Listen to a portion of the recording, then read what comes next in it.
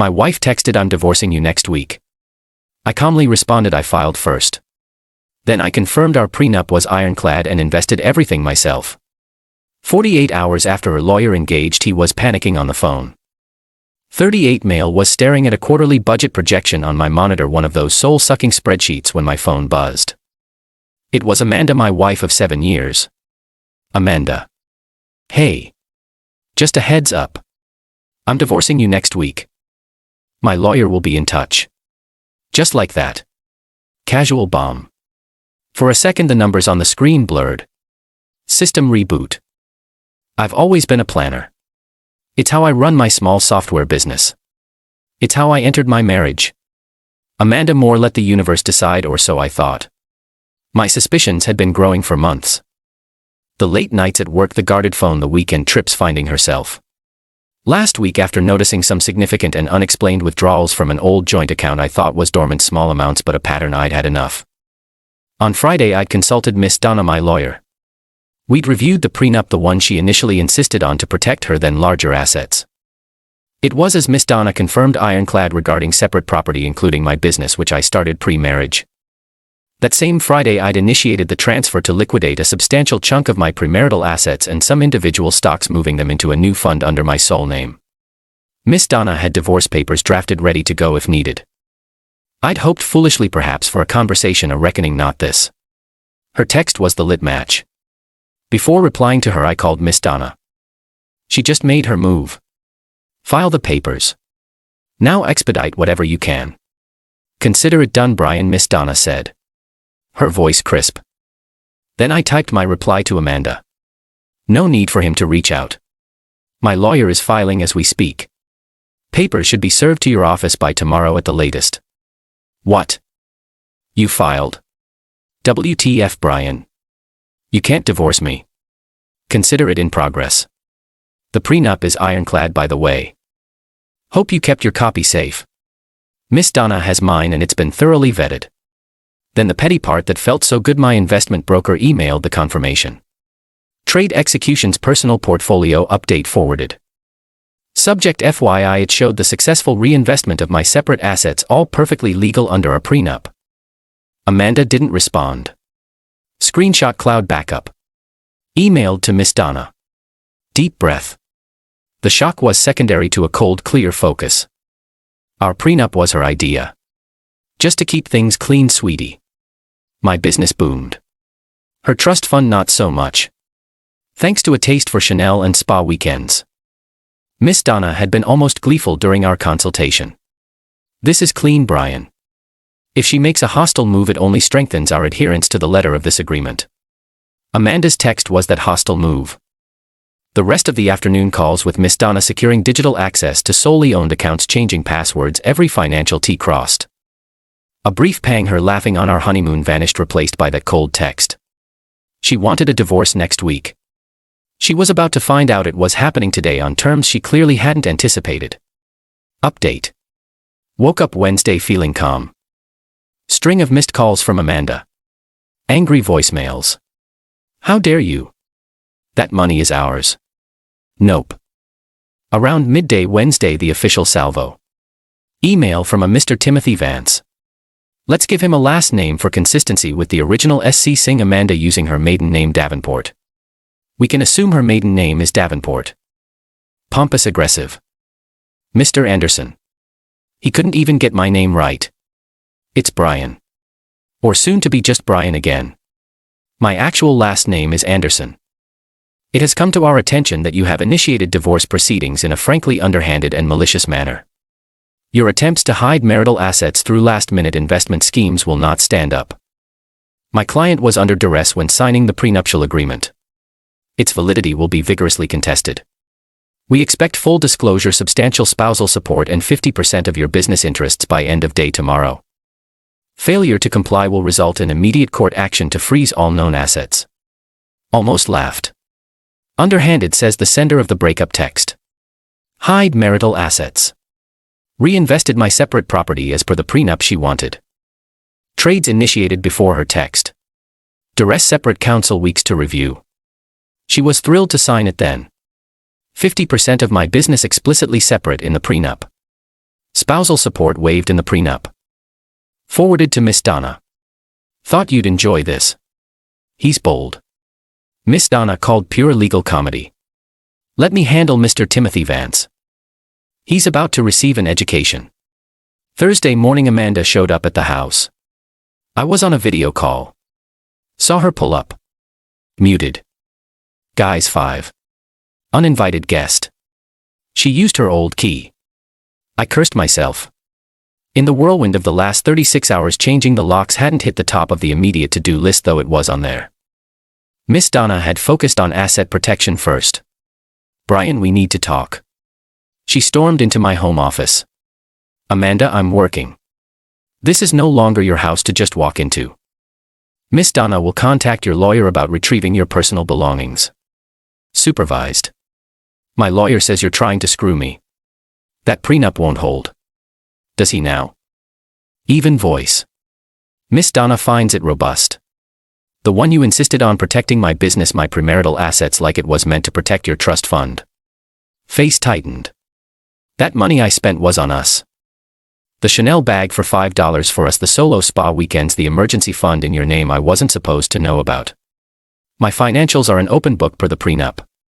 Hope yours are too. She paled. You can't prove any of that. Don't need to. Prenup is clear. Separate property is separate. My investments for my separate property are mine. You get your personal items, your car paid off by me, you're welcome, and half the joint savings, about $3,900. Jaw dropped. $3,900. Are you insane? I need support. I gave you the best years of my life. Prenup waives spousal support, Amanda. We both had lawyers. You weren't under duress. Lean back. You texted your divorce plans. You made your choice. You just didn't anticipate I'd already made mine in response. Tears. Real or frustration? You're being cruel, Brian. Am I? We're just adhering to our agreement. You set the tone, Amanda. She fled, slamming the door. Silence. That pang again. Brief. Then the memory of her text. The entitlement. Calm restored. Miss Donna emailed her response to Mr. Timothy Vance, a masterpiece of polite legal evisceration, citing clauses attaching Amanda's signed acknowledgement of independent counsel. Mr. Timothy Vance shot back a shorter, still blustery email late Thursday, doubling down on the duress and now claiming the prenup was unconscionable due to the current disparity in our assets, conveniently ignoring her higher net worth at signing. Miss Donna fired off another reply, even more pointed, by end of day. The ball was once again in their rapidly shrinking court. Update Friday morning. The last 48 hours since Mr. Timothy Vance's first email had been telling. Amanda's entitlement, fueled by her lawyer's initial bluster, was hitting brick walls. The credit card company had called Thursday. Amanda tried to report her card, old joint account frozen, stolen by my vindictive husband, attempting large purchases declined. Fraud rep was understanding. My bank also called. She tried to withdraw the entire $7,800 from joint savings. Teller flagged at Miss Donna equal fast. Amanda caused a scene, shouted about her money. Mr. Timothy Vance's latest angle, hinted at in his Thursday bluster and probably based on Amanda's desperate lies, was that my investments were with joint marital funds. Miss Donna's response to that had been swift. Please see Schedule A of the signed prenuptial agreement detailing Mr. Anderson's premarital assets, and Schedule B detailing this Davenport's. The source of the recently invested funds aligns with Schedule A. We have all brokerage statements. Perhaps your client is confused. That confused line was pure Miss Donna. This morning, Friday, I was having coffee. Phone rang. Unknown number. Voicemail. Then a text from Miss Donna. Mr. Timothy Vance's office. He's trying to reach you directly. Do not engage. He just called me. Voice several octaves higher than usual. I think the coffee and a careful read of our attachments have finally sunk in. A grim smile. Hyperventilating, was he? This was roughly 48 hours since his initial engagement on Wednesday. Perfect. Called Miss Donna after 10 minutes. So I said Reginald's enlightenment. Oops. Old habit meant Timothy's enlightenment. So I corrected Timothy's enlightenment. Miss Donna chuckled. Brian, it seemed, as to Timothy Vance or a competent paralegal, finally digested the prenup alongside the statements we set. His words, Miss Donna, there appears to have been a significant misunderstanding on our client's representations of the asset delineation. He sounded like he'd swallowed his wig. She continued, Amanda apparently forgot to tell him the extent of what she signed away, or that the brokerage account for your big investment was yours pre-marriage, with all growth explicitly remaining separate property. He tried to pivot to unconscionable. I reminded him her net worth was higher at signing with her own counsel. He deflated. Miss Donna delivered the gem. He then asked meekly if he'd be willing to renegotiate spousal support out of goodwill because Amanda is facing unexpected financial hardship and has certain lifestyle expectations. Laughed out loud. Lifestyle expectations. After her text, did you remind him? Oh, I did. Suggested her hardship is a direct consequence of her actions and misunderstanding of binding documents she enthusiastically signed. Goodwill evaporated with her text and subsequent baseless accusations. His response mumbled about discussing options with his client. Hung up. He's panicking, Brian. Amanda has no leverage. Zero. She overplayed and now she's staring at the prenup's terms. Her clothes, her car, $3,900. My new investment fund up 3.5% in its first week. A nice quiet affirmation. 3.5% Amanda would never see. Not about the money, the principle, the entitlement, the assumption she could detonate our marriage via text and walk with half despite our agreement. Phone rang again. Mr. Timothy Vance's office. Let it ring. Let them both stew.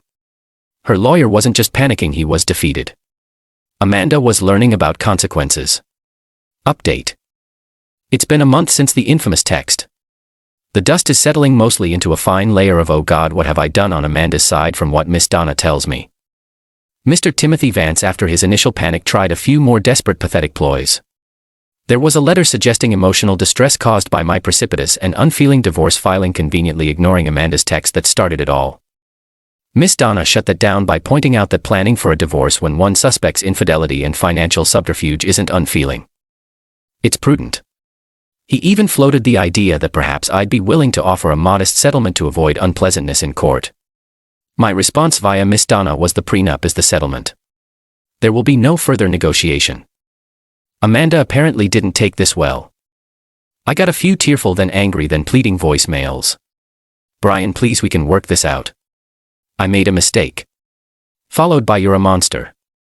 You're trying to leave me with nothing. And then okay. Okay. I get it. The prenup. But surely you can give me something more for old time's sake. I don't know how I'm going to live. Old time's sake apparently didn't extend to not planning to ambush divorce me. And nothing was an exaggeration. She got her car, a late model SUV, fully paid off. She got her personal belongings, which to be fair included a truly staggering amount of designer clothes, bags and shoes. And she got her $3,900 from the joint account. The real kicker for her, I think, was the business. She genuinely believed, despite the prenup explicitly stating it was my separate property, that she was entitled to a huge chunk of it because she was my wife and supported me emotionally. Support which had been noticeably absent for the better part of a year, replaced by thinly veiled contempt and those mysterious weekend trips. Her lawyer finally officially capitulated last week. They signed off on the divorce agreement, which was, surprise, surprise, exactly what the prenup stipulated. No spousal support, no claim on my business. No claim on my investments or premarital assets. I heard through the grapevine a mutual acquaintance who is now firmly my acquaintance that Amanda had to move in with her sister. Her independent woman fund she'd been siphoning money into apparently wasn't as substantial as she'd hoped, or perhaps it was already earmarked for whatever future she'd been planning without me. The trust fund from her grandparents. Turns out there were strings attached and her access to it was more limited than she let on, especially after her parents got wind of the circumstances of the divorce. They were old-fashioned, big on commitment and consequences. They weren't thrilled with her behavior. She apparently had a bit of a meltdown when she realized her lifestyle expectations were about to take a nosedive.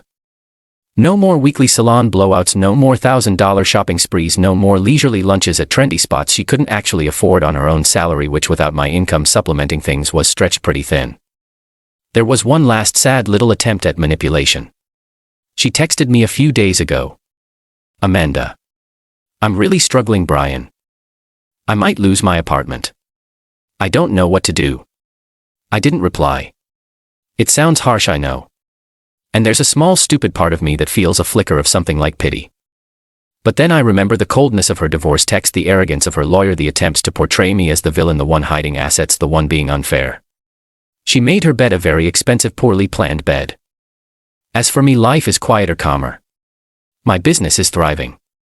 That investment I made just before D-Day, divorce day, has continued to perform well. It's a nice little FU cherry on top, I suppose. Though the real victory is the peace of mind. I changed the locks. Finally, I'm slowly reclaiming the house as my space. It's amazing how much mental energy a toxic relationship consumes. Energy I now have for my work, for catching up with friends I neglected, for just breathing. There's a strange sort of lightness. The betrayal cut deeper than I let on, even to myself at first. You don't spend 7 years with someone and not feel the amputation. But the way she handled it, that casual cruelty, it cauterized the wound faster than anything else could have. It made it easier to be clinical, to follow the steps Miss Donna laid out to protect what was mine. Am I happy? Not in a jumping for joy kind of way, but I'm not miserable. I'm content. I'm free. I stood my ground, stuck to the plan, and the consequences for her were exactly what she earned. Natural consequences. The best kind, really. Someone asked me if I felt bad. I told them I felt justified. She gambled, thinking she had a winning hand. She didn't realize I'd already seen her cards and had an ace up my sleeve. The prenup she herself had championed. So yeah. That's the story. No dramatic courtroom showdowns, no screaming matches. Well, only from her side. Just the quiet, methodical execution of a well-laid plan in a pre-existing agreement. She started it with a text. I ended it with a signature. And honestly, I sleep pretty damn well these days.